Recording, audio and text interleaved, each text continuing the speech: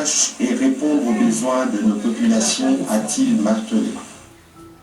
Au sujet de la situation sécuritaire qui reste une question prioritaire, le président de la République a invité les nouveaux membres du gouvernement à être des lobbyistes de cette cause dans toutes les rencontres internationales auxquelles ils seront conviés. À lui d'insister. Nous devons tous nous assurer que nous contribuons effectivement au retour de la paix dans l'Est de notre pays.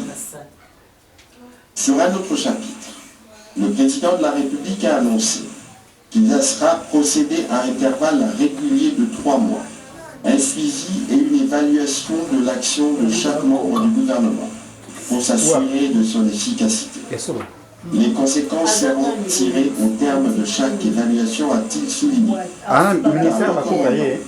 La bienveillance, la courtoisie, la sobriété, la bonne gouvernance et l'exigence d'une conduite irréprochable dans tous les domaines au regard du caractère prestigieux des fonctions ministérielles. À lui de préciser, la solidarité gouvernementale est une valeur cardinale qui devra être impérativement respectée de tous.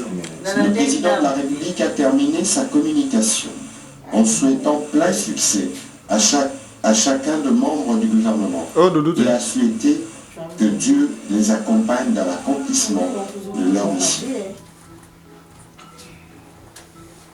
Au chapitre 2, relatif à la présentation de membres du gouvernement, la première ministre chef du gouvernement a d'abord tenu sincèrement à remercier le président de chaque membre de son équipe au président de la République.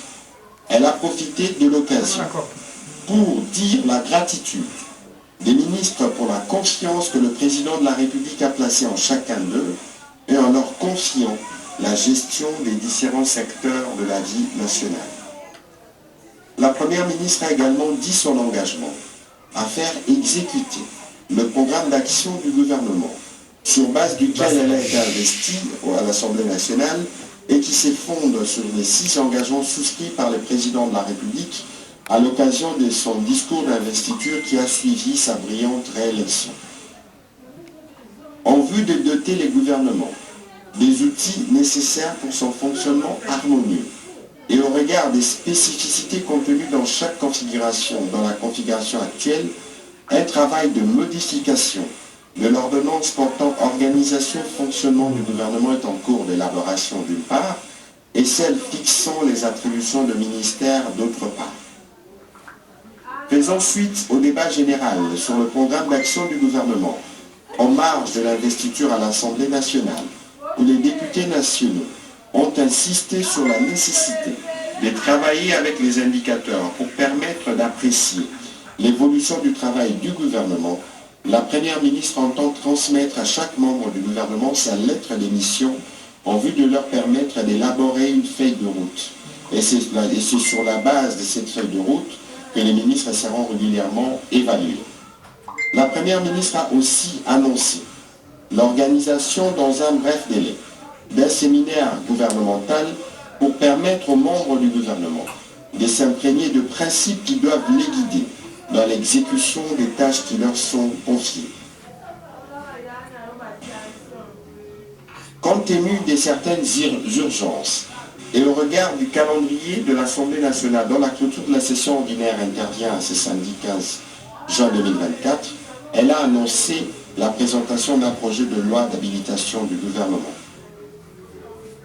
Au 3e chapitre du Conseil de ministres de ce jour, relatif au point d'information, le vice-premier ministre, ministre de l'Intérieur, Sécurité et Affaires coutumières, a présenté le rapport sur l'état et l'administration du territoire national, qui reste globalement dominé par la poursuite des opérations militaires ordonnées par le président de la République, chef de l'État.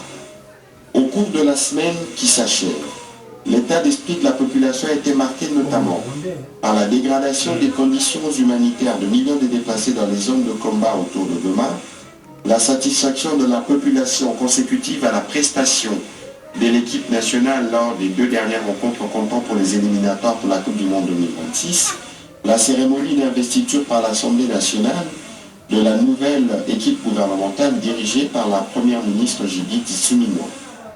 Sur un autre volet, le vice-premier ministre, ministre de l'Intérieur, a brossé les efforts déployés par les forces de sécurité contre le banditisme et la criminalité dans certaines villes du pays. Au sujet de la situation des sinistres et catastrophes, il a informé le Conseil du cas du naufrage de la baleinière HB La Sainteté survenu le 1er juin 2024 aux environs de la localité des Lediba, dans les territoires des Bolobo.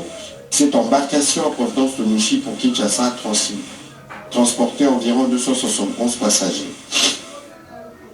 Le gouvernement de la République a dépêché une équipe d'investigation sur place afin d'établir les responsabilités et une commission interministérielle va conduire une caravane humanitaire afin de porter secours aux compatriotes rescapés.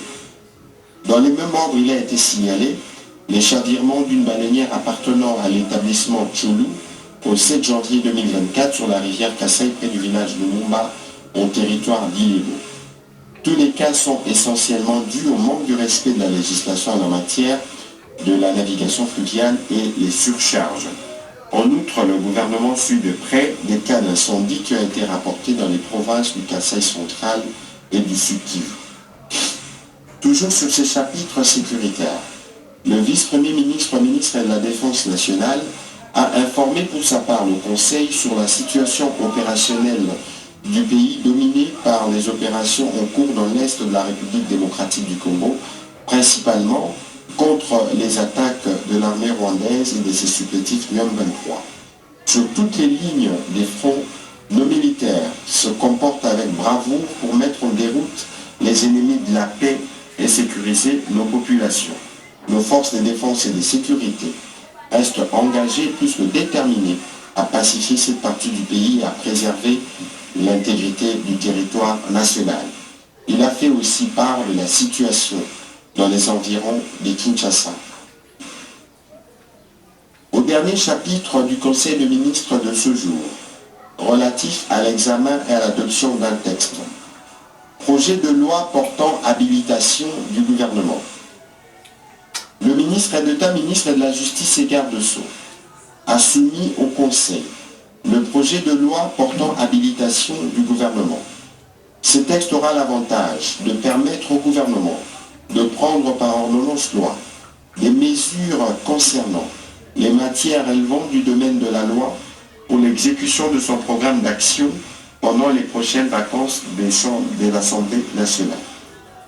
Sont entre autres concernés l'autorisation de la prorogation de l'état de siège sur une partie de la République démocratique du Congo, la ratification